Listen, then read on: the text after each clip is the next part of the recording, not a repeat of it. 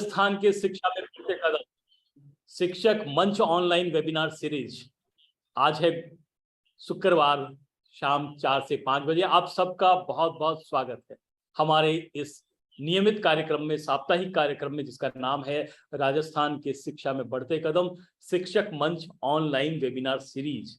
आपको जानकारी है कि क्यों हम लोग इस कार्यक्रम को करते हैं, वेबिनार सीरीज आपके साथ करते हैं। वो इसलिए क्योंकि हम लोग हैं आपके साथ में बात कर सकें, आपके साथ में संवाद कर सकें, और इसलिए संवाद कर सकें कि हम हमारा जो कार्यक्रम है राजस्थान में शिक्षा के बढ़ते कदम, जो कक्षा 1 से 8 तक के पढ़ाने वाले सभी शिक्षकों के लिए है, और अब हम इसमें जल्दी ही नवंबर में 1 से 8 तक के बच्चों के लिए, 3 से 8 तक के बच्चों के लिए है वो आकलन करने जा रहे हैं। उसके लिए, उसमें आने वाली परेशानियों के लिए, शंकाओं के समाधान के लिए हम लोग है वो एक प्लेटफॉर्म है आपको प्रदान करते हैं। और ये जो है वो प्रति सप्ताह होता है। हम मेरी ये स्लाइड है, शायद अपडेट नहीं हुई है, लेकिन अब जो है वो आपको दीपावली की छुट्टियों के बाद में है वो अगला है वो हमारी राब्ता होगा, हमारा संवाद है उसकी में होगा। आज जो लेकर के आए हैं हम लोग, हमारा जो विषय है वो है अंग्रेजी विषय में गतिविधि आधारित शिक्षण। किस तरह से हम लोग असेसमेंट कर पाएंगे, आरकेएसएम-बीके में शिक्षण कर पाएंगे अंग्रेजी में, क्योंकि हमने पहले बात की थी विज्ञान की, तब हमारे साथ में थी सुनीता गुलाटी, और फिर हमने भाषा की बात की थी, हिंदी भाषा की, तब हमारे साथ में थी शिवांगी, और अब हमारे साथ में अंग्रेजी की गतिविधि शिक्षण के साथ के लिए। और इसके अलावा हमारे साथ में है जुड़े हुए हैं हमारे पैनलिस्ट जगनारायण जी व्यास, जो कि है सीबीओ किशनगढ़ अजमेर में, और अंजलि जी हैं, ये अध्यापक है अंग्रेजी की। और खास बात ये है कि आप लोग जिस एबीएल किट को कार्य अपने पढ़ाने में उपयोग में लाते हैं, जो आपके पढ़ाने को, अध्यापन को है वो रुचिकर बनाता है, वो एबीएल किट है। उसमें से अंग्रेजी की जो मैनुअल है, अंग्रेजी की जो किताब है, अंग्रेजी की जो गतिविधियां हैं, उसके तैयार करने में अंजलि शर्मा जो है झारोली सेवर में, भरतपुर में, उनका बहुत बड़ा योगदान है। तो आज हमारे पैनलिस्ट हैं अंजलि शर्मा। अंजलि जी, आपका बहुत बहुत स्वागत। और इसके अलावा हमारे साथ में, जैसा कि मैंने बताया, जगनारायण जी व्यास हैं, ये सीबीओ है किशनगढ़ में। कोई भी कार्यक्रम होता है उसके लिए मॉनिटरिंग बहुत जरूरी होती है। जब तक कि कार्यक्रम है उसको सही दिशा नहीं दी जाए, उसका सही प्रबोधन नहीं किया जाए, तब तक वो कार्यक्रम है वो प्रतिफल की ओर नहीं जा पाता। और बस इसी के को लेकर के आज हमारे साथ में, हमने कल की एक हमारी वर्कशॉप थी, कार्यशाला थी पूरे दिन भर की जयपुर में, जिसमें हमारे सभी सीडीओज, सभी डीओज, सभी एडीपीसीज और ज्वाइंट डायरेक्टर्स जुड़े थे, साथ में थे, रूबरू थे। उनसे हमने आग्रह किया था कि कल की जो हमारी वेबिनार होगी उसमें हम लोगों के साथ होंगे जगनारायण जी व्यास सर, और वो आप लोगों को के रोल एंड रिस्पॉन्सिबिलिटीज है उनसे इस पे बात करेंगे, जिससे कि आपको है अपने प्रतिदिन की मॉनिटरिंग में है कोई ना कोई जानकारी मिल सके। तो आपका, जगनारायण जी व्यास, आपका भी बहुत बहुत स्वागत। अंजलि जी, आपका भी बहुत बहुत स्वागत। अब हम लोग शुरू करते हैं हमारे पैनलिस्ट के साथ में। पहले से सबसे पहले जगनारायण जी व्यास के साथ में। जगनारायण जी, मुझे ये बताएं कि आरकेएसएम-बीके, ये इतनी सारे हम लोग पढ़ाते हैं, किताबें हमारे सामने होती है, शिक्षक है बहुत सारी ट्रेनिंग्स लेके आते हैं, फिर ये नवीन कार्यक्रम है आरकेएसएम-बीके, ये क्या है और इसकी प्राथमिकताएं आपकी नजर में क्या है? मैं आग्रह करूंगा व्यास जी से। सर, सर्वप्रथम तो सभी को नमस्कार। अरुण जी, मैं बताना चाहूंगा कि आपकी जो है ये वेबिनार की सारी सीरीज जो है मैं लगातार सुनता आ रहा हूँ, और इसको सुनने के साथ साथ मुझे एहसास होता है मेरे स्टूडेंट लाइफ का, जो बिना का गीतमाला आती थी, आपका अंदाज बिल्कुल वैसा ही है जैसा बिना का गीतमाला में था। मैं बात करना चाहूंगा राजस्थान के शिक्षा में बढ़ते कदम के बारे में। राजस्थान के शिक्षा में बढ़ते कदम, इसके माध्यम से कोरोना काल में जो लर्निंग लॉस हुआ, उस लर्निंग लॉस को पूरा करने के लिए हमारे विभाग ने एक कार्यक्रम तैयार किया है। और इस कार्यक्रम की सबसे बढ़िया विशेषता जो मुझे ये लगी, सामान्यतः क्या होता है कि कोई कार्यक्रम लॉन्च हो जाता है और उसके बाद में उसको छोड़ दिया जाता है, परंतु इस कार्यक्रम की सबसे बढ़िया विशेषता मुझे ये लगी कि एक बेहतर प्लानिंग के साथ ये कार्यक्रम हुआ। और कोई भी कार्यक्रम तब तक सफल नहीं हो सकता जब तक कि फील्ड में जो अंतिम व्यक्ति बैठा है, जो उस कार्यक्रम का क्रियान्वयन करेगा, वो किस प्रकार से क्रियान्वयन करेगा, उसकी समस्याओं का समाधान कौन करेगा, तो इसके लिए नियमित रूप से जो प्रशिक्षण की जो व्यवस्थाएं की गई है, उस प्रशिक्षण के माध्यम से मुझे महसूस हुआ है फील्ड में भी कि लोगों में भी इसके प्रति रुचि है, शिक्षक इसको कर रहे हैं, वो अपनी समस्याओं को साझा करते हैं और उनका जो है समाधान भी इनको मिल रहा है। तो निश्चित रूप से प्लानिंग बहुत बढ़िया है, प्रशिक्षण बहुत बढ़िया है। तीसरी चीज जो है मॉनिटरिंग। कोई भी कार्यक्रम तब तक सफल नहीं हो सकता जब तक कि उसकी सटीक मॉनिटरिंग संभव नहीं है। और आज के युग में मैनुअल मॉनिटरिंग वो तो बहुत मुश्किल काम है, पर इस कार्यक्रम में पहले बार मॉनिटरिंग भी जो है पूरी तकनीकी दक्षता के साथ हो रही है। हमें वन क्लिक में पता चल रहा है कि किसने काम किया, किसने काम नहीं किया, किसने ऐप डाउनलोड किया, किसने ऐप डाउनलोड नहीं किया। तो ये सारी चीजें जिसमें जो है तकनीकी भी जुड़ी हुई है, प्रशिक्षण भी जुड़ी हुई है, और इनके माध्यम से मेरा ये मानना है कि इस कार्यक्रम के तहत कोरोना काल का जो लर्निंग लॉस है, उस लॉस की पूर्ति भी होगी। उसके अलावा हमारे शिक्षक भी गतिविधि आधारित शिक्षण को बहुत बेहतर तरीके से करवा पाएंगे। सर धन्यवाद जगनारायण जी। एक्चुअली जो आपका बिना का गीत माला थी वो बाद में बदल के हो गई थी शिवा का गीत माला। हम भी कोशिश कर रहे हैं कि इसकी शुरुआत भले ही हमने छोटे स्तर पे की थी, लेकिन इसको इतने वृहद स्तर पे पहुंचा दें कि प्रत्येक शिक्षक है हमारे इस कार्यक्रम से किसी न किसी प्रकार के लाभ को अवश्य प्राप्त करे। आपका बहुत बहुत धन्यवाद कि आपने बताया कि किस प्रकार से है वो लर्निंग लॉस है, वो उसकी पूर्ति के लिए मैं कुछ और भी इसमें ऐड ऑन करना चाहता हूँ, जोड़ना चाहता हूँ। एक्चुअली पढ़ने के लिए केवल पाठ्यक्रम को पूरा करना जरूरी नहीं होता, जरूरी होता है कि जो हमारा उद्देश्य है उस उद्देश्य को सीख जाना।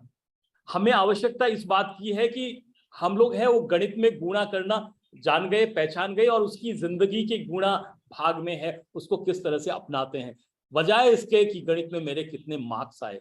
तो यही कुछ लेकर के है कि रटने से ज्यादा है आवश्यक समझना, और समझ करके फिर जिंदगी में उसे उपयोग में लाना। वास्तव में कोई भी कार्यक्रम होता है उसमें है मॉनिटरिंग का अपने आप में महत्व होता ही होता है। तो मेरा एक और कि आप सीबीओ हैं, अर्थात पूरे सीबीओ परिक्षेत्र की जिम्मेवारी आपके ऊपर है। तो आप क्या सोचते हैं कि क्या दायित्व है आपके कि आपका जो है वो RKSMBK का कार्यक्रम आपके ब्लॉक में अच्छा चले, उसके लिए आप क्या कदम उठाते हैं और आपका क्या दायित्व है वो आप मानते हैं? जगनारायण जी प्लीज। सर इसके अंदर जो सबसे पहली जो चीज थी, जो विभिन्न चरण हम पूरे कर चुके कि प्रत्येक बच्चे तक, प्रत्येक विद्यालय तक वर्कबुक पहुंचे, और वास्तव में वर्कबुक समय पे आई, मेरे ब्लॉक में सबसे पहले आई, और हमने जो है उनको समय पर विद्यार्थियों तक पहुंचना सुनिश्चित किया।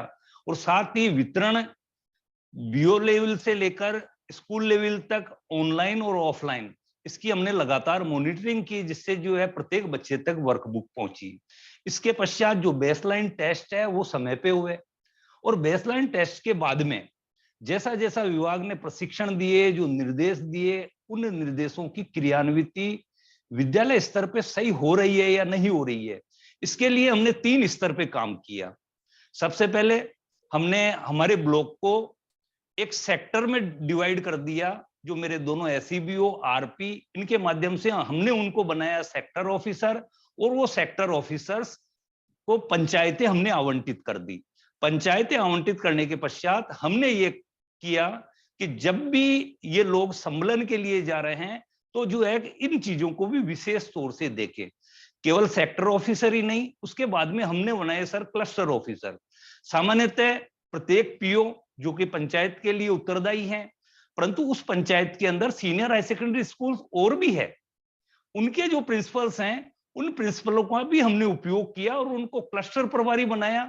2 या 3 पंचायतें जैसा उनके निकटवर्ती थी उनको भी जो है हमने प्रशिक्षण देके निष्पादन समिति के माध्यम से उनको भी हमने ये कहा कि भाई आप सम्मेलन तो नहीं कर सकते, परंतु आप जाएं और विशेष रूप से जो है इस चीज को देखें। इस कार्य के अतिरिक्त जो साला दर्पण पर विभिन्न प्रकार के डेटा जो आ रहे थे, हमने क्या किया, उन डेटा को जो है एक्सेल में लिया, और जैसा कि अजमेर में जब निदेशक महोदय की मीटिंग हुई थी उस समय भी मैंने उनसे अनुरोध किया था कि सर इसमें पीओ भी अगर जो है स्कूल के साथ आ जाए तो बहुत बढ़िया हो, पर अभी तक वो तो हो नहीं पाया। परंतु हम खुद फॉर्मूले डाल के इस एक्सेल सीट के अंदर, और हमने उसको पीओआर ले ली प्रगति को, और पीओआर लेने के बाद में साप्ताहिक रूप से हमने इस प्रगति को पीओआर रैंकिंग दी।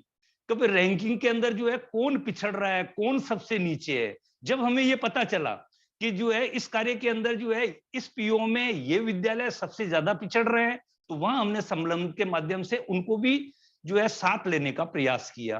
तो इस प्रकार से सघन मॉनिटरिंग के माध्यम से, सम्मेलन के माध्यम से इस कार्य को हमने करने का प्रयास किया सर, और उसका अच्छा नतीजा निकला। जी सर। धन्यवाद व्यास जी। एक्चुअली मैं सिंपल सा आपके उत्तरदायित्व तो पूछ रहा था। आपने पूरे जितने कार्य किए हैं बहुत सराहनीय कार्य थे, उन सबको बनाया।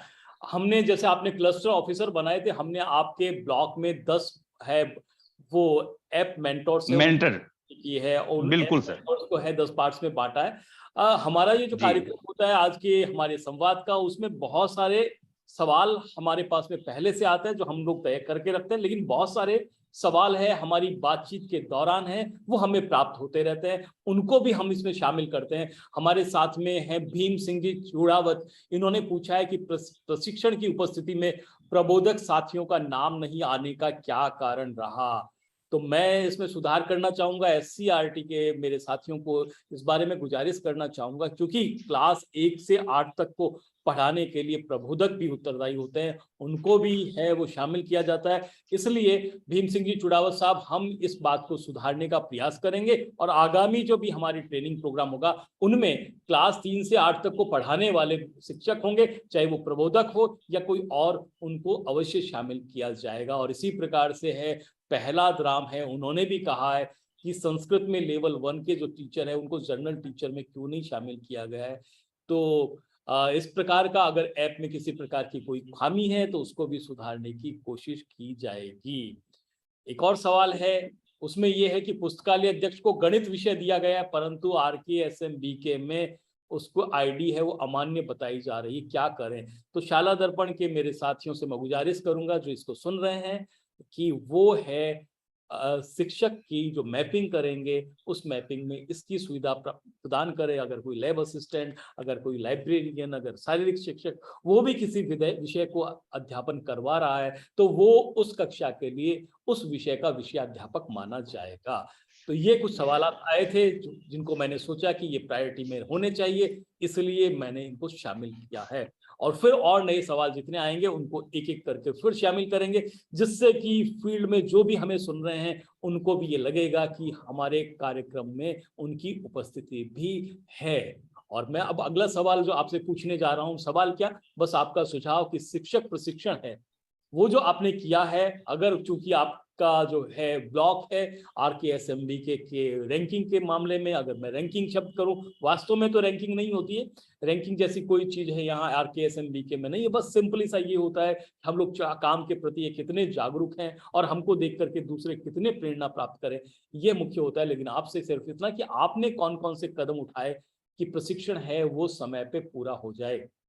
व्यास जी। सर, प्रशिक्षण समय पे पूरा हो जाए इसके लिए जो मेंटर जो थे, उन मेंटरों को जो हमने जो पंचायतें दे रखी थी, हमने प्रत्येक मेंटर से ये अपेक्षा की थी कि वो प्रत्येक पंचायत तक पहुंचे और जो पंचायत स्तर पे जो प्रशिक्षण जो दिया जा रहा है उसको भी देखें, और उस प्रशिक्षण के अंदर जो है कुछ कमियां, अगर कोई खामियां हैं तो उनको भी पूरा करें। और इसकी निगरानी कहिए या इसके निगरानी कहिए या इसके सम्मेलन कहिए, इस सम्मेलन के लिए हम लोगों ने जो है हमारे ACBOs, RP इनका भी उपयोग किया, और बहुत जल्दी मेरे जो है ब्लॉक के अंदर 100% जो है प्रशिक्षण पूरा हो गया। और कुछ जगह पे मैं स्वयं भी गया और मैंने देखा कि प्रशिक्षण निश्चित रूप से गुणवत्तापूर्वक हुआ। बहुत ही बढ़िया बात है ये कि प्रशिक्षण है वो वास्तव में प्रशिक्षण हमें क्या करना है उसकी दिशा और दशा तय करता है, और प्रशिक्षण अगर अच्छा हो जाता है तो अपने आप ही है कार्य वो अंजाम तक पहुंचता ही पहुंचता है। अब मैं आपसे ये पूछना चाहूंगा कि आप है RKSM BK में, क्योंकि आपको कॉन्सेप्ट की बहुत अच्छी जानकारी है, आपके यहाँ प्रशिक्षण भी हुआ है, लेकिन ब्लॉक में जो आपका परफॉर्मेंस है उसकी मॉनिटरिंग आप कैसे करते हैं, क्या आप इसके लिए रिव्यू मीटिंग करते हैं? क्योंकि स्टेट लेवल पे कल ही है वो हमारे chief additional chief secretary sir ने रिव्यू मीटिंग की थी पूरे स्टेट की। बहुत सारे लोग आए थे, करीब 200-250 लोग थे, जिनमें डीओस भी थे, जिसमें सीडीओस भी थे, जेडी भी थे, जैसा मैंने आपको पहले बताया। तो क्या आप इसके लिए रिव्यू मीटिंग भी करते हैं, कोई एनुअल मंथली रिव्यू मीटिंग इस तरह का कुछ? जी सर, जो है एक तो हम ब्लॉक निष्पादन समिति के अंदर जो है इसके ऊपर बातचीत करते हैं, और बातचीत करने से पूर्व सभी प्रकार की जो रिपोर्ट्स है उस रिपोर्ट्स को जो है हम पंचायतवार कर लेते हैं, ताकि प्रत्येक पीओ जिसका प्रदर्शन अच्छा है तो उससे हम जानकारी प्राप्त कर सकें कि किस प्रकार से वो बढ़िया काम कर रहे हैं, ताकि दूसरों को पता चले। और इसी प्रकार से जहां कमी है उनसे भी हम जानने का प्रयास करते हैं कि वो क्यों पिछड़ रहे हैं। तो रिव्यू भी करते हैं हम निष्पादन समिति में। इसके अलावा समय समय पर हम वीसी के माध्यम से भी जो है इस कार्य को करते हैं सर। धन्यवाद व्यास जी। और जो हमारी जिला निष्पादन समिति है उसकी मीटिंग का एजेंडा है वो हम लोग यहाँ से आपको आगे से तय करके देंगे, मोटा मोटा रूपरेखा के रूप में। और उसके बाद में है कोई भी आपका स्थानीय कोई इश्यू होगा वो आप उसमें ऐड ऑन करें। इसके अलावा ये जो है जो आपकी ब्लॉक निष्पादन समिति की या जिला निष्पादन समिति की मीटिंग होती है उसमें है वो आपके एक्सटर्नल जो एडमिनिस्ट्रेटिव जो ऑफिसर्स होते हैं वो भी पार्टिसिपेट करते हैं। पर अगर हमारा इंटरनल हो, आपके खुद के ब्लॉक में केवल आरकेएसएमबी के लिए भी कोई कार्यक्रम किया जाए मॉनिटरिंग के लिए तो ज्यादा जरूरी होगा। अब जो है बिल्कुल सर, ऐसा भी करेंगे। हाँ, अब है चूंकि आप ब्लॉक में हैं और जल्दी ही नवंबर से 3 से 5 तक है वो असेसमेंट शुरू होने वाला है, पहला असेसमेंट आरकेएसएमबीके का। मैं आपको दोस्तों जो भी मेरे को सुन रहे हैं उनको मैं बता दूं, क्योंकि ज्यादातर आज सुनने वाले हैं वो सीबीओज हैं, वो लोग हैं जॉइंट डायरेक्टर्स हैं, सीबीओज हैं और डीओज हैं। तो मैं आपको बता दूं कि इसमें खास बात जो होगी वो ये होगी कि पहली बार ये असेसमेंट जो होगा आरकेएसएमबीके का, इसका असेसमेंट है उसके पेपर्स जो है वो आपको पंजीयक विभागीय परीक्षाएं बीकानेर द्वारा है डाइट के माध्यम से पहुंचाए जाएंगे। ये पेपर्स पहुंचने के बाद में आपको बोर्ड की तरफ से उनको डिस्ट्रीब्यूट करना है, स्कूलों तक पहुंचाना है, और उसके बाद में जो खास काम है वो शुरू होगा। इसमें 15 क्वेश्चंस आएंगे, 15 सवाल आएंगे, 15 सवाल होंगे, उनमें बहु विकल्प होंगे, ऑब्जेक्टिव होंगे।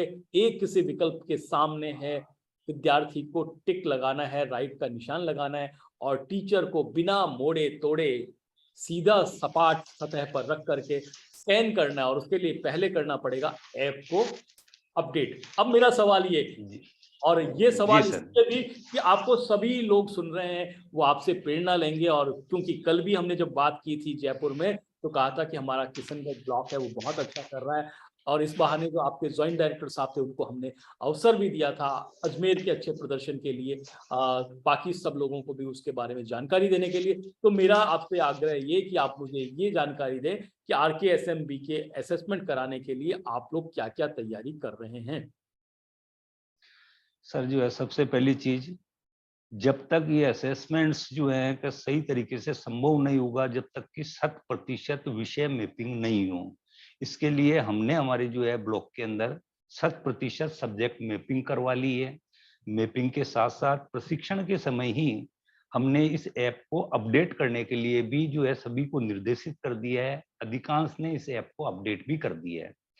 इसके पश्चात जो ट्रेनिंग प्रोग्राम है उस ट्रेनिंग प्रोग्राम के माध्यम से जो है बहुत बढ़िया विस्तार से बता दिया गया है तो भाई किस प्रकार से असेसमेंट के पश्चात इनको उसको अपलोड करना है बिना मोड़े, और जो है रोशनी में प्रॉपर जगह रखना है, गहरे रंग की पृष्ठभूमि के साथ रखना है, किस प्रकार से फोटो क्लिक करने हैं, ये सारे प्रशिक्षण के दौरान जो है चीजें बता दी गई है। अब जैसे ही हमें जो है प्रश्न पत्र पैकेट्स प्राप्त होंगे, प्राप्त होते ही जो है हम पीओ लेवल पे जो है इनको वितरित करेंगे, और वितरित करने के पश्चात जिस दिन जो है ये असेसमेंट होगा उस दिन जो है हम हमारे एससीबीओज, आरपीज, इन सबको जो है पंचायतें बांट देंगे, और सघन रूप से जो हम भी जो है निरीक्षण करते हुए ये देखेंगे कि सब कुछ ठीक ढंग से हो रहा है, और सारा काम जो है समयबद्ध तरीके से जिस प्रकार से निर्देशित किया गया है उसी प्रकार से हो रहा है। अगर मान लो किसी प्रकार की जो है कठिनाइयां हो रही है तो ये जो हमारे मेंटर्स हैं इनको जो है हम कंट्रोल रूम के रूप में काम में लेंगे, ताकि कोई तकनीकी समस्या है तो वो उसका समय पे समाधान कर सके।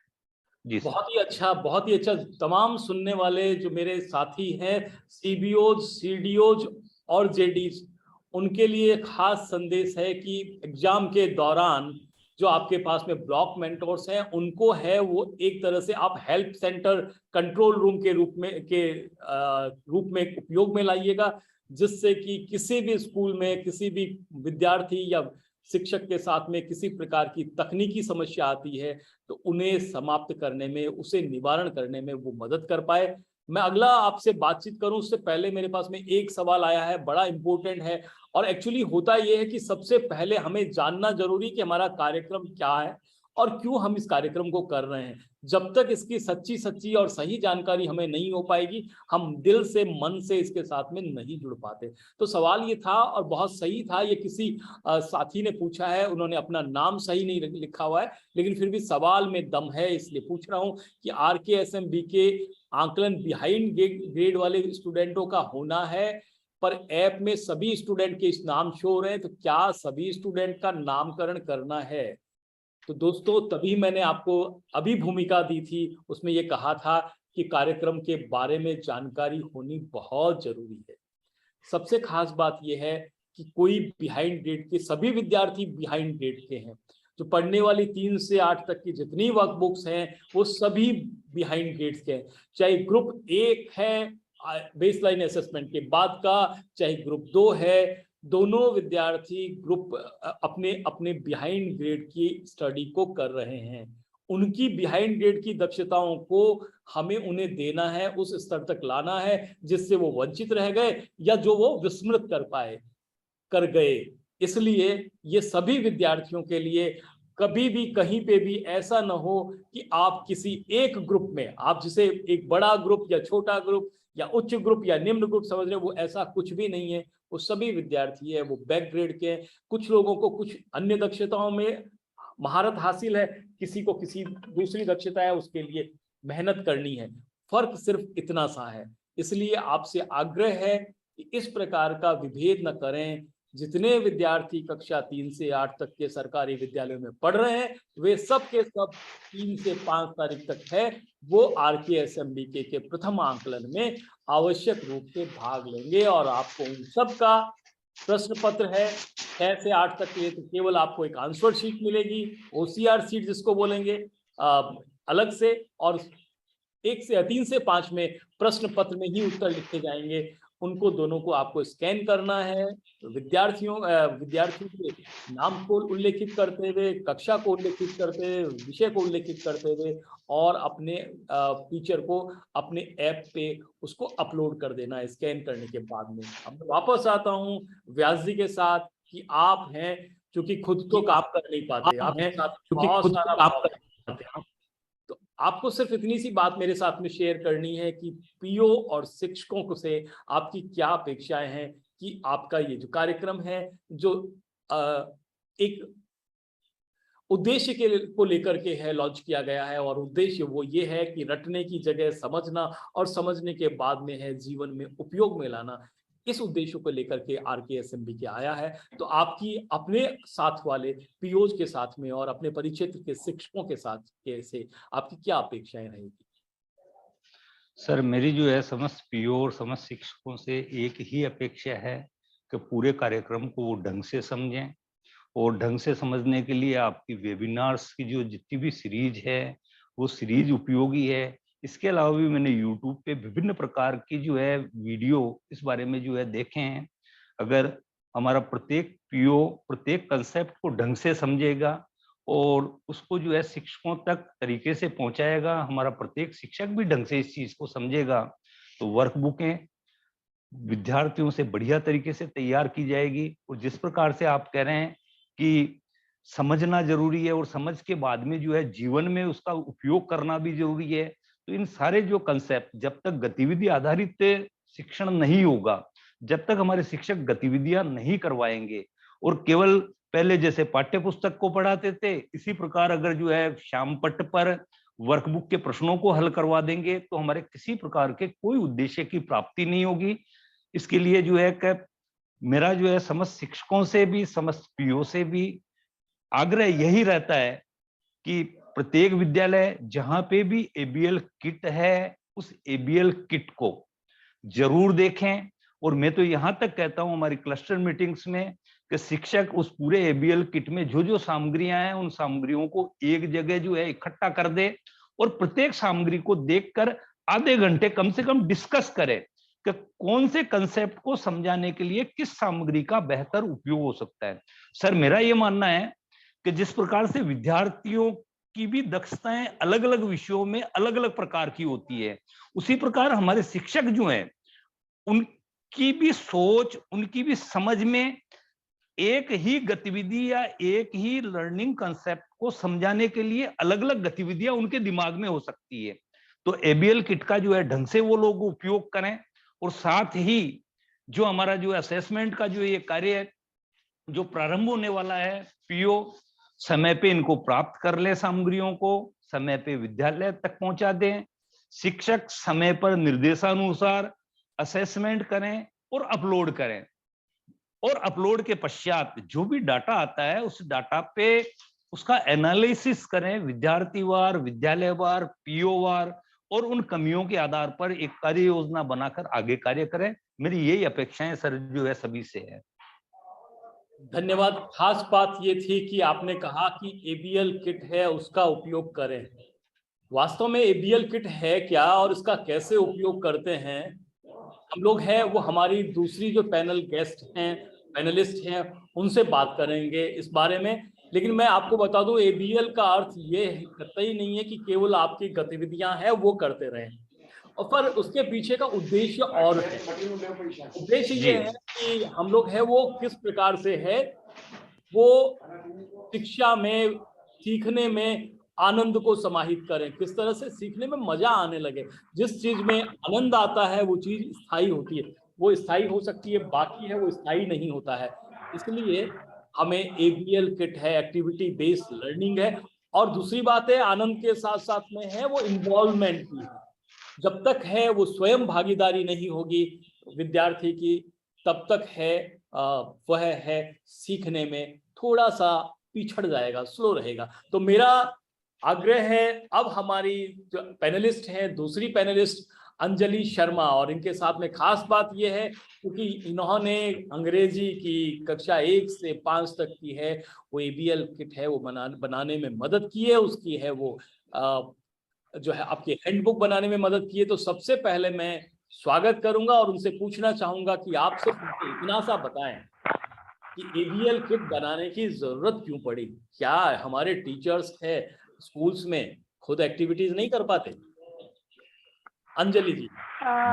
जी सर, एक्चुअली इस किट की सर बनाने की आवश्यकता इसलिए पड़ी कि जब लर्निंग आउटकम पे काम शुरू हुआ, राजस्थान गवर्नमेंट ने काम शुरू किया था सीखने के प्रतिफल पर, तो वहाँ ये देखने को मिला भाषा के साथ, स्पेशली वो हिंदी हो चाहे अंग्रेजी हो, कि बच्चों को जब हम कोई चीज करके दिखाते हैं, उनको जब हम शो करते हैं तो बच्चे उसको बहुत जल्दी सीखते हैं।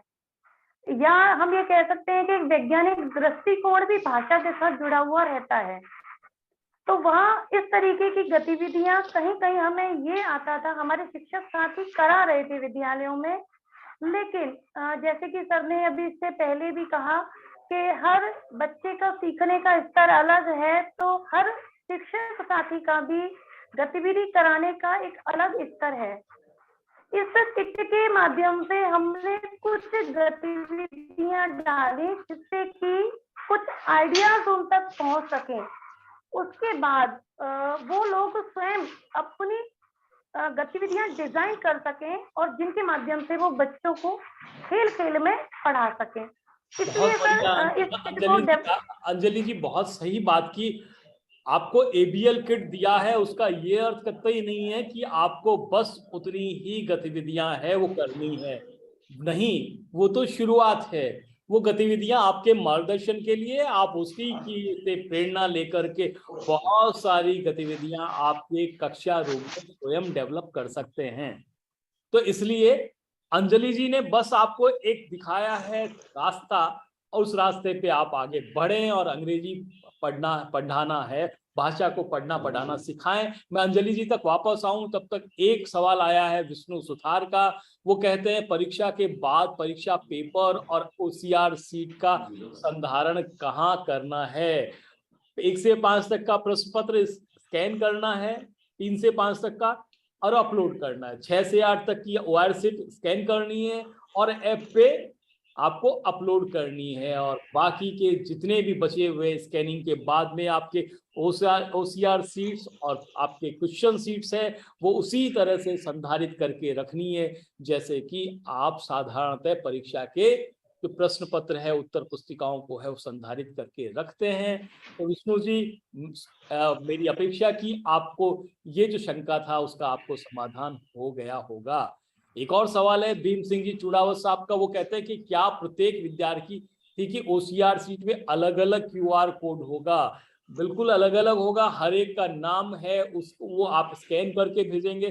कक्षा 6 से 8 तक की जो OCR सीट होगी वो अलग से होगी, उसके चारों कोनों में QR कोड होगा। और 3 से 5 तक के जो प्रश्न पत्र है उसी में उत्तर होगा, उसके कॉर्नर्स पे QR कोड नहीं होगा। परंतु स्कैन करते समय ये ध्यान रखना है कि चारों कोने हैं वो स्कैन हो। आपका स्कैन करने के बाद में फोटो धुंधली नहीं हो, कहीं से कटी फुट नहीं हो, फटी नहीं हो, और पूरे का पूरा है वो आए। अब वापस पहुंचते हैं हम अंजलि जी के पास में। अंजलि जी, सिंपल सी बात है, अंग्रेजी भाषा, और वो भी छोटी कक्षाओं के बच्चों के लिए कौन सी गतिविधियां करा पाते हैं? Have you any special idea to teach the people for the class 1 to 2 or the 3 to 5? Anjali ji please.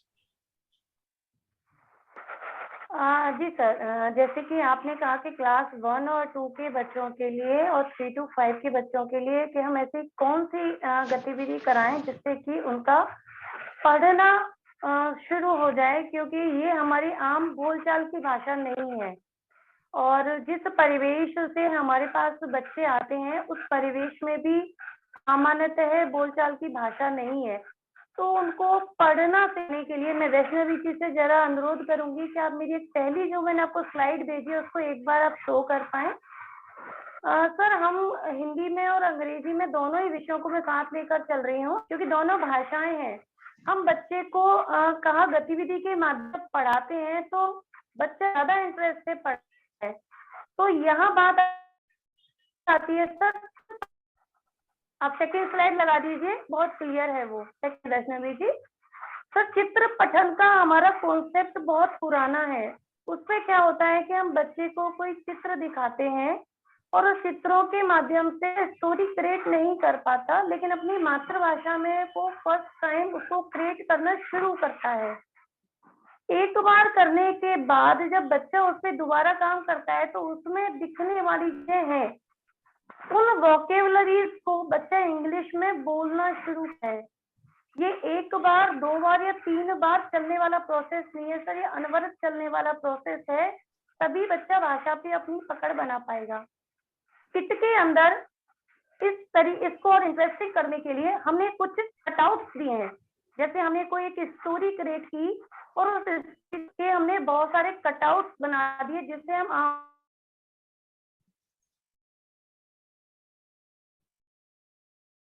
Anjali जी, शायद आपकी आवाज है वो हम तक नहीं पहुंच पा रही है, परंतु मैं आपकी बात को समझ गया हूं। मेरे ख्याल से जितने दर्शक थे, जितने श्रोता थे, वो भी समझ गए होंगे। अंजलि जी सिर्फ इतना सा कहना चाह रही है कि चित्र है, वास्तव में लिपि है वो चित्रों का दक्षता है रीडिंग जी।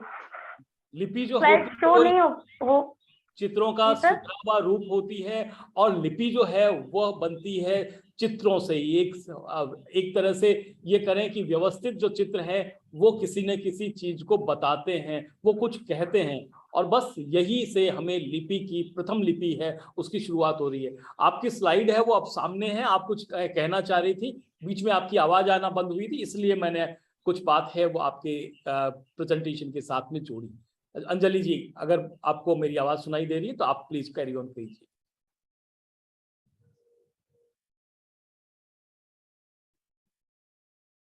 लेकिन जब बच्चे ने इनको लगाया तो उसने देखा कि स्टोरी क्रिएट हुई, चित्र पठन हुआ। अब इस चित्र पठन के अंदर बच्चे से जो हम हाइपोथेसिस की बात करते हैं, परिकल्पना की बात करते हैं कि क्या हुआ होगा, बच्चा बता पाता है, ठीक है, नहीं भी बता पाता तो हम उससे सिंपली भाषा के लिए कह सकते हैं कि आपको इसके अंदर क्या दिख रहा है। एक बच्चे ने कहा कि मुझे शेर दिख रहा है, तो हमारे द्वारा जो पढ़ने की दक्षता है उसको बढ़ाते हुए कि बेटा शेर को इंग्लिश में क्या बोल, क्योंकि किसी भी भाषा सीखने के लिए वोकेबलरी अकाउंट का होना सर बहुत जरूरी है। जब तक हमारा विस्तृत शब्दकोश नहीं होगा तब तक हम उसका भाषा में प्रयोग नहीं कर पाएंगे। इसी तरीके से उसको इसके अंदर जो भी ऑब्जेक्ट दिखेंगे बच्चा उनको एक्सप्लेन करना शुरू करेगा। धीरे धीरे हमारी एक्टिविटीज बढ़ेंगी, फिर नाउन है, प्रोनाउन है, हेल्पिंग वर्ब है, वो धीरे धीरे और एक्टिविटीज के अंदर दे रखी है किसके साथ में, आगे भी उसके बारे में बताएंगे तो वो उनके साथ जुड़ती हुई चली जाएंगी। बहुत ही अच्छा। वास्तव में चित्र जो है वो कुछ ना कुछ तो कहते हैं, अपनी ओर आकर्षित करते हैं, और चित्रों को हम लोग हमारे है वो टीचिंग एड के रूप में काम करेंगे तो विद्यार्थी है अपने आप समूह होता हुआ, संबोधित होता हुआ उसकी तरफ आ जाएगा।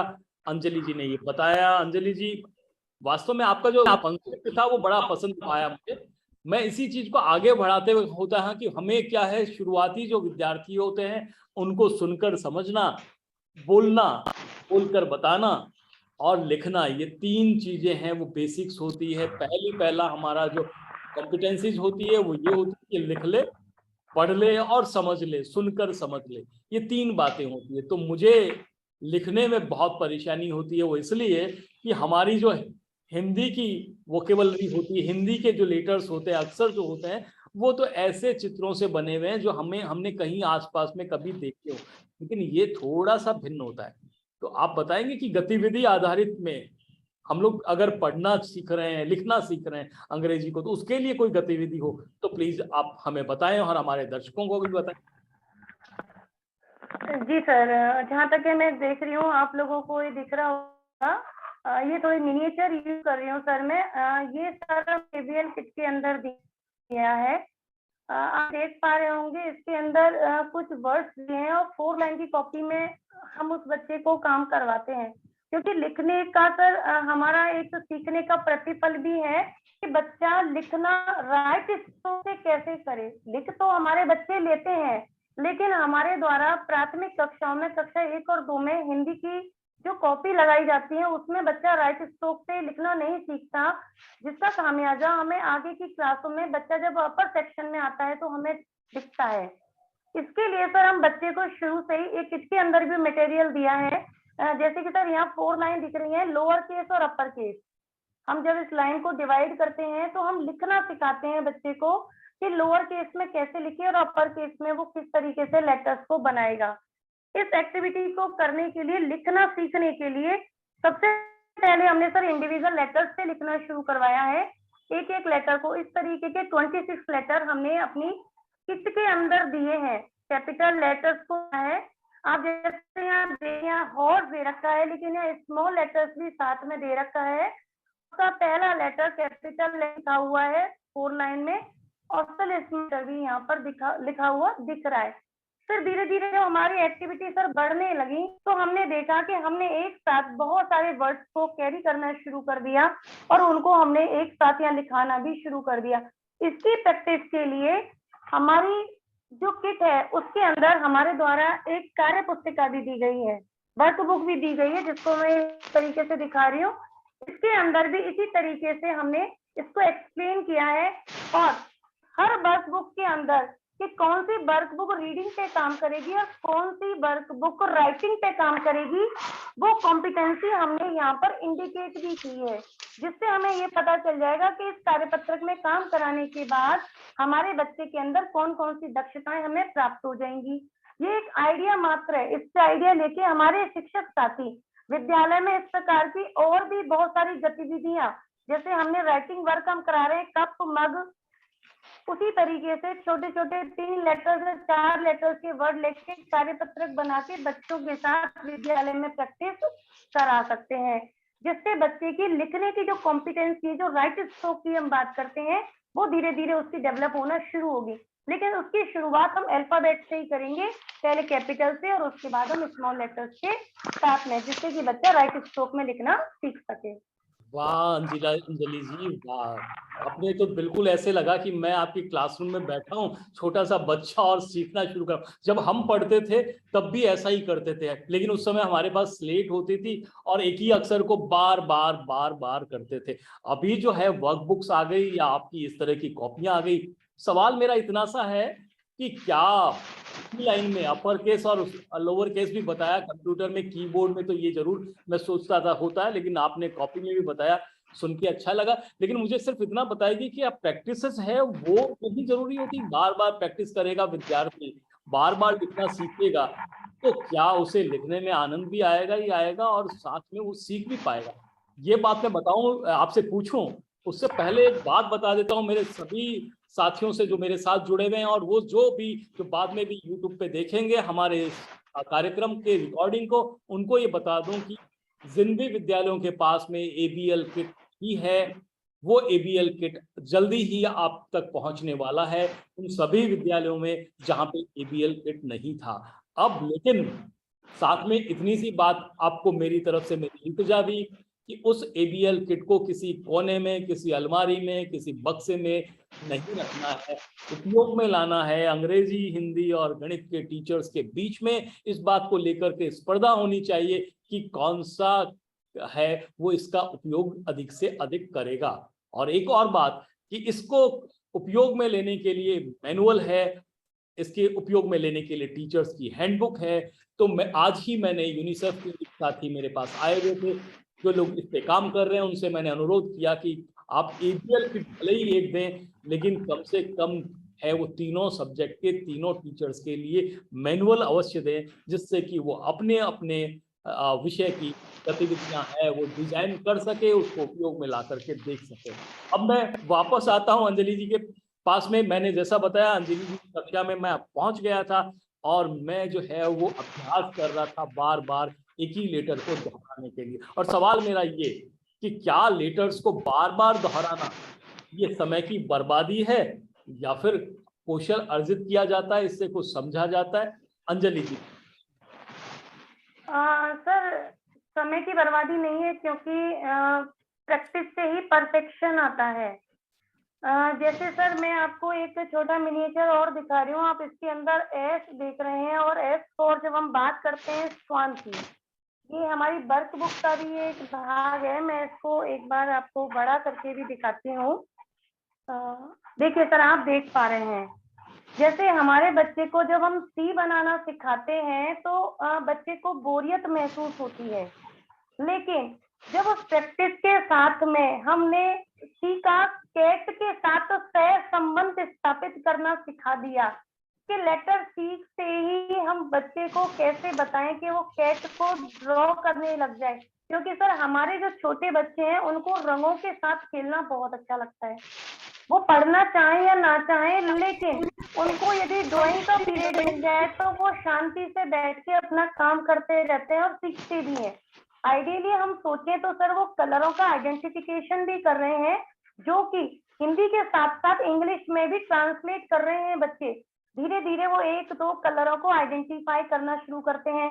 इसी तरीके से बी को हमने बर्ड से जोड़ा है, और इसके हमारे क्या क्या स्टेप हो सकते हैं। पहले हमने यहाँ बनाना भी सिखाया है बच्चे को कि बी से बी आगे कैसे बढ़े और हम आगे कैसे बढ़ते हुए चले गए। इसी तरीके से हमारे जो शिक्षक साथी हैं वो पूरे 26 लेटर पर इस प्रकार की गतिविधि विद्यालय में ऑर्गेनाइज कर सकते हैं और बच्चों का शिक्षण कार्य रुचिकर बना सकते हैं। अभ्यास भी होगा और साथ ही साथ बच्चों का जो वोकेबलरी अकाउंट है वो भी डेवलप होना शुरू हो जाएगा, क्योंकि वो बी से बर्ड को आइडेंटिफाई करने लग जाएगा जैसे ही उसने बर्ड को बनाया। सी से कैट को बनाते ही वो आइडेंटिफाई कर जाएगा, क्योंकि सी फॉर कैट होती है, क्योंकि उसके द्वारा उसको ड्रॉ किया गया है। इसी तरीके से कुछ एक्टिविटी हमने यहाँ पर डिजाइन करके दी हुई है, बाकी एक्टिविटी हमारे शिक्षक साथी इसको देख के स्वयं बना लेते हैं। मैं सभी CBOs भी जुड़े हुए हैं यहाँ, CDO से उनसे भी आग्रह करूंगा कि वो एक बार है वो इस ABL किट से 2-4 अवश्य हो देखें। पूछेंगे व्यास जी से भी कि आपने कभी ABL किट देखा, आजमाया है? लेकिन उसके पहले मैं एक अजीत सिंह जी हैं हमारे साथ में, उन्होंने पूछा है कि OCR गलत अपलोड होने पर क्या उसे सुधार सकते हैं, ऑप्शन उपलब्ध कराया जाए तो अच्छा रहेगा। तो पहली बात तो ये है कि अगर वो धुंधला है, तिरछा है, मुड़ा हुआ है, तो वो अपलोड नहीं आएगा, उसमें एरर आएगा। और अगरचे वो किसी और का है, गलत बच्चे का हो गया है, विषय उसके साथ मैच नहीं करता, तो रिजेक्ट का ऑप्शन आएगा। तो आपका सही जो OCR है वही आपका अपलोड हो पाएगा। तो अजीत सिंह जी निष्फिक्र रहिए, आप तो बच्चों को बहुत अधिक अच्छे तरीके से पढ़ाइए। अभी जो हमारी टीचिंग हो रही है, लर्निंग हो रही है, वो ग्रुप लर्निंग हो रही है और टारगेटेड सपोर्ट हो रहा है पहले 4 पीरियड्स में। और ये 4 पीरियड ये समझिए उन बच्चों के लिए 4 शताब्दियों तक का है वो ज्ञान उपलब्ध करा रहे हैं, केवल इसलिए कि इस समय में जो हंसी खुशी खेल खेल में जो लर्निंग होगी वो हमेशा स्थायी होगी। मैं पूछना चाहूंगा व्यास जी से, उनको इस डिस्कशन में शामिल करते हुए, सिर्फ कि आप हैं वो CBO के रूप में, यानी बहुत सारे स्कूल हैं आपके पास में होती है, बहुत सारे स्कूलों में विजिट करने का मौका मिलता है, तो क्या आप जो है कभी ABL किट है उसकी तरफ आपने झांक के देखा? क्या वास्तव में ABL किट का उपयोग होता है? और क्या ABL किट में इतना इंटरेस्टिंग होता है कि हम उसका उपयोग करने के लिए और ज्यादा प्रोत्साहित करें शिक्षकों को? व्यास जी।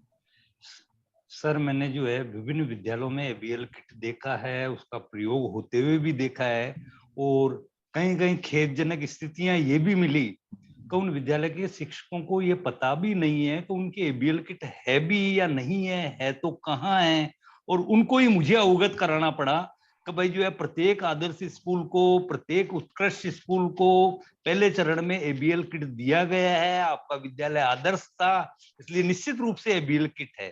तो दोनों प्रकार की स्थितियां मुझे देखने को मिली। कुछ स्थान पर मैंने ये भी देखा कि शिक्षक ABL किट के माध्यम से बच्चों के साथ विभिन्न प्रकार की गतिविधियां करवा रहे थे और बच्चे बहुत खुशी खुशी उनको जो है कर रहे थे। विभिन्न प्रकार के कार्ड्स, विभिन्न प्रकार की सामग्रियां उसमें पाई गई थी। और मेरा ये मानना है सर कि ABL किट निश्चित रूप से बहुत ही आनंददायी शिक्षा के लिए, शिक्षण के बिंदुओं को समझाने के लिए, गतिविधियां कराने के लिए बहुत ज्यादा उपयोगी है।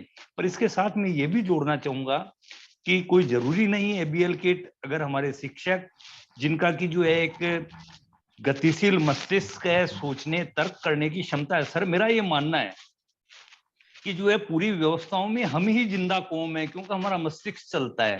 तो हमारे जो शिक्षक हैं उन अगर वो सोचे समझे तो जो है प्रकृति में, वातावरण में, आसपास बहुत सारी चीजें इस प्रकार की है जिनका उपयोग भी हम इसमें कर सकते हैं। जी सर।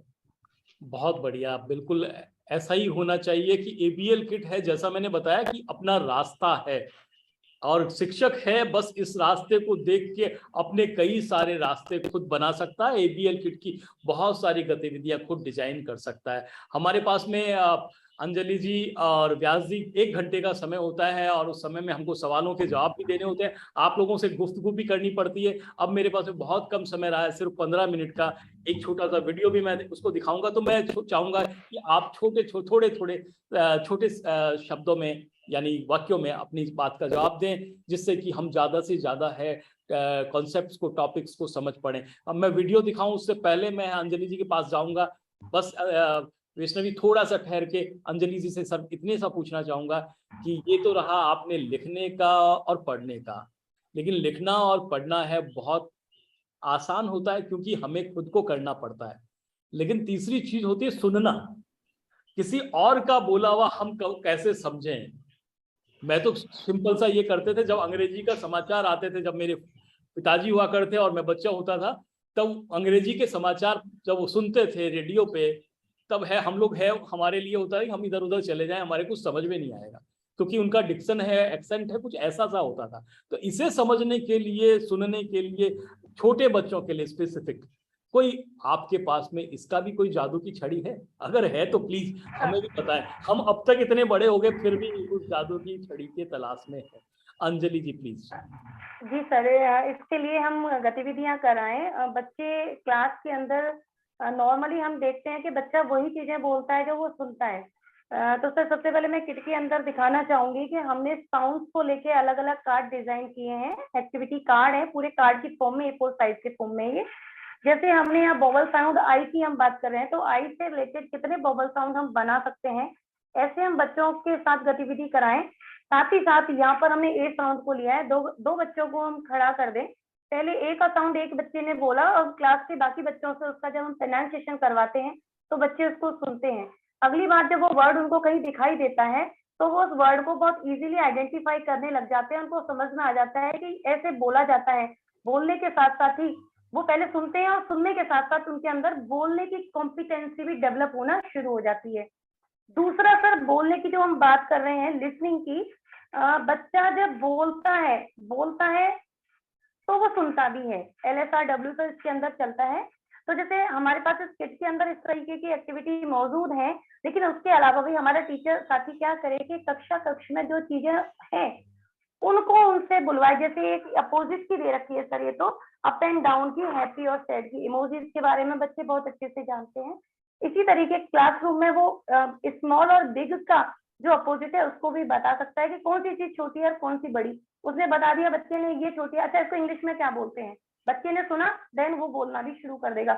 उसला LSRW के अंदर लिसनिंग भी हो रही है और उसके अंदर जो स्पीकिंग की हम बात कर रहे हैं वो भी हो रही है। उसके दोनों एक्टिविटी साथ में चलेंगी। क्योंकि समय कम है तो मैं भी इसको बहुत जल्दी बता रही हूँ। इसके अलावा सर, बच्चे जो आसपास सुनते हैं चीजों को, जैसे वेजिटेबल्स और फ्रूट्स का अगर हमने दे रखा है, इन चीजों को हमारे बच्चे हिंदी में बहुत अच्छे से जानते हैं। इनको हम बच्चे के साथ जब बोलते हैं इंग्लिश के अंदर तो बच्चा धीरे धीरे वो पपीता को पपाया कहना, केले को बनाना कहना, सेब को एप्पल कहना, वो सुनकर बोलना शुरू कर देता है। पहले वो सुनता है और सुनकर बोलना शुरू करता है, पर पहले हमें वो ऑब्जेक्ट से उसको बताना पड़ता है कि ये चीज ये है, तब हमारा बच्चा क्लासरूम में बैठ पाता है। जैसे गतिविधि करा दें इस तरीके से, एक बच्चे को एप्पल बना दिया, एक बच्चे को हमने ऑरेंज बना दिया, एक को बनाना बता दिया, फिर हमने क्लास में खड़ा कर दिया और ये बोल दिया अब आप बताइए आपके कौन कौन से कलर होते हैं। तो इससे हमारी 2 एक्टिविटी हो गई। साथ ही साथ हम स्पेल भी करवा सकते हैं इसको, तो हमारा जो वोकेबलरी सेक्शन है वो भी स्ट्रॉन्ग होगा, कलर आइडेंटिफिकेशन भी होगा, और बच्चे जो हम फ्रूट्स की बात कर रहे हैं, वेजिटेबल्स की बात कर रहे हैं, बच्चे उनके बारे में भी जानना शुरू कर देंगे। इसी तरीके से डोमेस्टिक एनिमल और पेट्स एनिमल भी हम क्लास के अंदर बना के, क्योंकि किट्स के अंदर सर मुखौटे भी दिए हुए हैं, उन मुखौटों को हम जब लगा देते हैं बच्चे के साथ मुंह पर तो बच्चा उसके साथ बहुत एंजॉय करके इस काम को करता है। और इसके अलावा हमारे साथी खुद से भी मुखौटे बना लेते हैं। वो क्लासरूम के अंदर टीचर्स के, हमने देखा है टीचर्स के मुखौटे बना के विद्यालय में जितने टीचर्स हैं उनकी भी बोलना शुरू कर देता है कि कौन टीचर इंग्लिश में कैसे डांट लगाता है, हिंदी में कैसे लगाता है, कैसे वो पढ़ाता है, बच्चा उसको बोलना शुरू कर देता है। बोलने की हैबिट आती है। आपकी क्लास में तो बहुत आनंद ही आनंद आ रहा है। अंजलि जी की क्लास वंडरफुल। अब बताइए कि अब केले से बनाना तक का सफर है, और सबसे खास बात आई कि बच्चों को कलर बहुत पसंद आता है और बहुत सारे कलरफुल है वो लोग, हम लोग एक्टिविटीज वहां कर सकते हैं। वाकई आनंद आया आपके साथ में बात करके, लेकिन हम लोग इस बात को जारी रखेंगे। उससे पहले देखेंगे एक वीडियो, क्योंकि आने वाला बहुत जल्दी हम लोग 3 से 5 नवंबर को लेने वाले हैं RKSMBK का आंकलन। और उस आंकलन के लिए जितने भी मेरे साथी जुड़े हुए हैं, चाहे वो POs हैं, चाहे वो टीचर्स हैं, चाहे वो CDO और JDs हैं, उन लोगों के लिए उपयोगी रहेगा। तो अब हम देखते हैं ये छोटा सा वीडियो, प्लीज।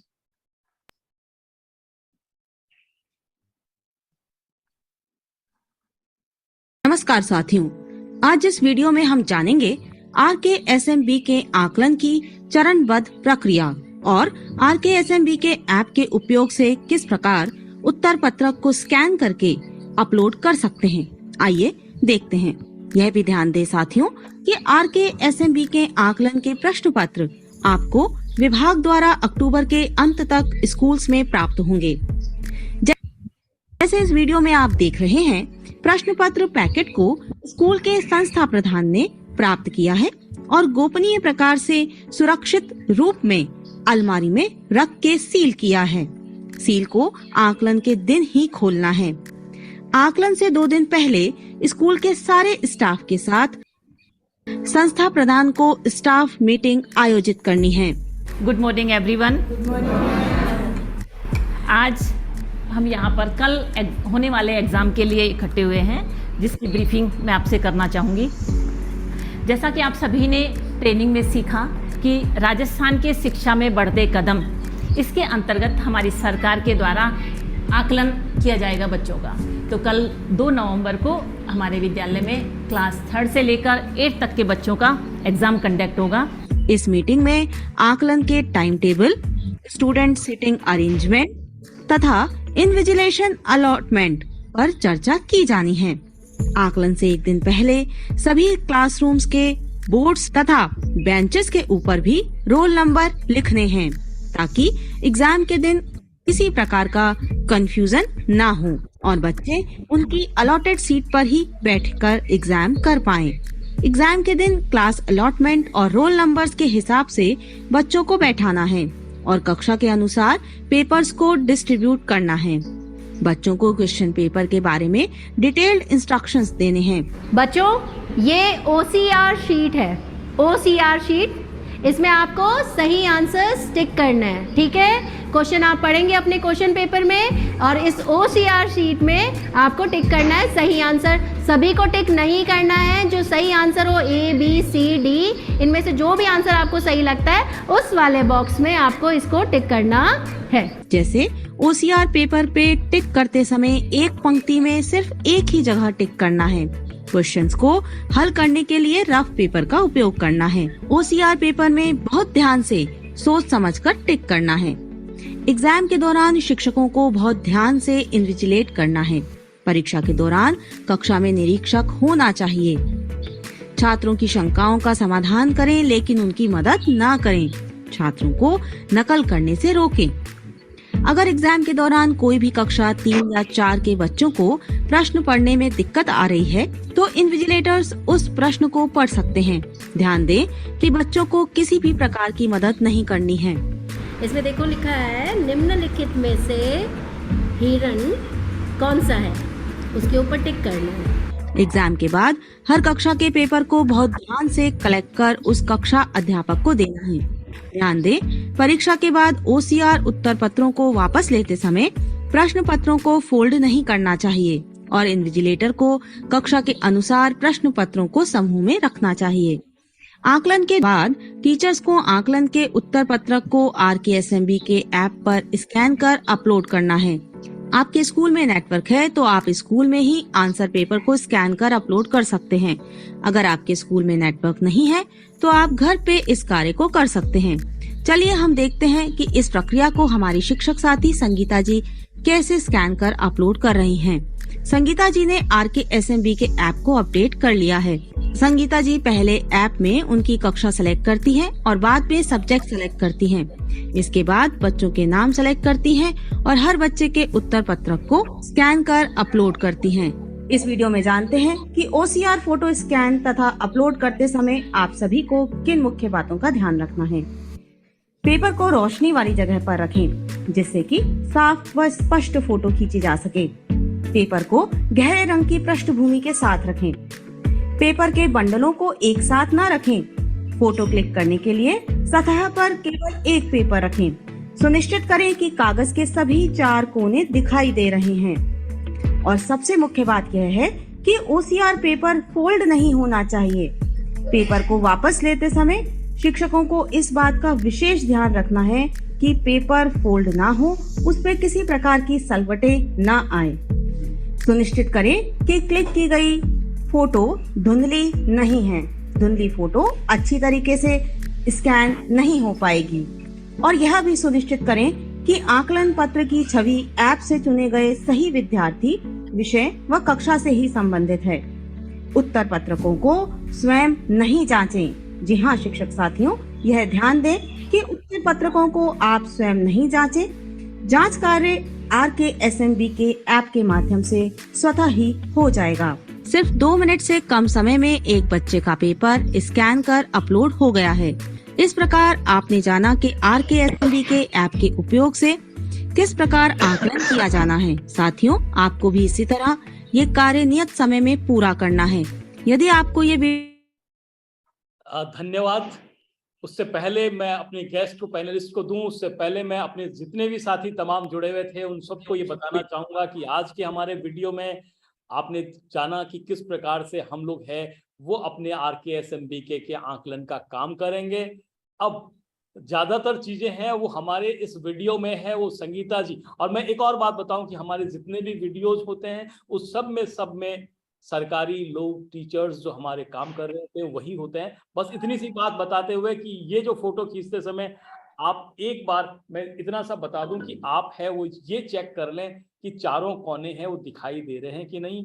एक बार वो स्लाइड प्लीज सामने रख दीजिएगा जिसमें कौन सी है वो स्कैन आपका गलत है और कौन सा सही ये जो है। अगर RKSM-BK में आप है वो विद्यार्थी का फोटो अपलोड न करें, गलत कक्षा विषय का फोटो अपलोड न करें, किसी किताब का फोटो अपलोड न करें, दूर से फोटो न खींचिए, पास जाएं और फोटो खींचें। और इसके अलावा धुंधली फोटो न खींचें, कागज और बंडल को एक साथ न रखें, उत्तर पत्रकों को स्वयं न जांचें, क्योंकि आपके जांचने से वो बिल्कुल रिजल्ट तो आपको पता चल जाएगा, परंतु एक साथ में पूरे स्टेट का, पूरे जिले का, पूरे ब्लॉक का और स्कूल के कॉम्पिटेंसी का जो हमारा प्रोसेस है उसमें कितनी प्रोग्रेस की है, कितनी मेहनत अभी करनी बाकी है, वो नहीं हो पाएगी। इसके बाद में जब ये पूरा काम हो जाएगा तो विद्यार्थियों के लिए हॉलिस्टिक कार्ड मिलेगा। उस कार्ड में जो जो गतिविधियां इसमें शामिल की गई उसकी कॉम्पिटेंसी का परिणाम होगा।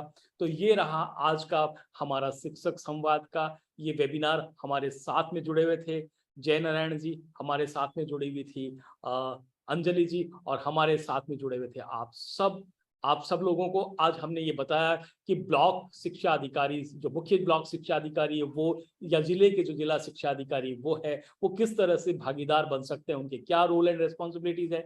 इसके अलावा चूंकि हम बात कर चुके थे हिंदी की, विज्ञान की, तो आज है अंग्रेजी शिक्षण में किस प्रकार से गतिविधियों को हम लोग उपयोग में ला सकते हैं। इसके लिए अंजलि जी ने अपनी क्लास यहाँ लगा दी और हम भी विद्यार्थी की तरह उनके साथ जुड़ गए। अगर आप लोगों पे कोई सुझाव है तो आप जरूर दीजिएगा। आपके सुझाव हमारे लिए बहुत महत्वपूर्ण होते हैं, क्योंकि हम उसी के आधार पर है फिर अपने आगामी प्रोग्राम है वो सुधार लाते हैं। अगर आप चाहते हैं कि यही प्रोग्राम है, इन गेस्ट को दोबारा बुलाया जाए, तो फिर आप तब भी हमें है वो बताइए। अगर कोई अधूरी छूटी हुई बात है समय की सीमा के कारण से, तो फिर हम उन सीमाओं को तोड़ने के लिए भी तैयार हैं। तो आज का कार्यक्रम पूरा करते हुए मुझे बड़ी प्रसन्नता हो रही है। आपका बहुत बहुत धन्यवाद। नमस्कार। जय हिंद। जय हिंद सर, थैंक यू।